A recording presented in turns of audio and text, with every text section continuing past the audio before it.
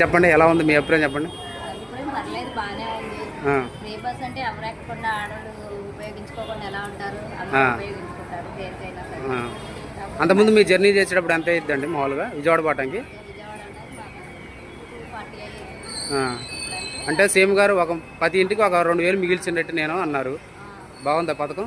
స్త్రీ శక్తి పథకం బాగుంది.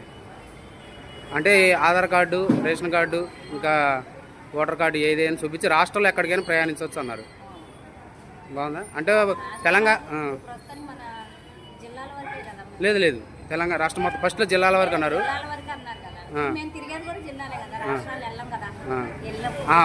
అంటే ఈ ఏపీలో యాడికైనా ప్రవేశించు.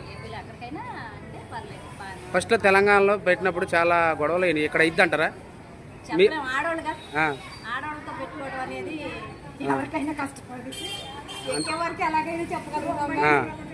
అంటే దేనికైనా టిఫిన్లకైనా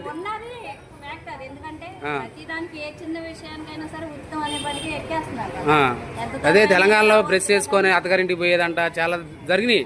ఇక్కడ కూడా జరిగిద్దా? సీఎం గారు ఆలోచించి జస్ట్ 3 నెలల దాకే ఉంటుంది ఇది, తర్వాత మామూలుగా ఇద్ది అన్నారు. మొత్తానికి బాగుంది ఫ్రీ బస్సు స్కీమ్ ఆలోచించడం.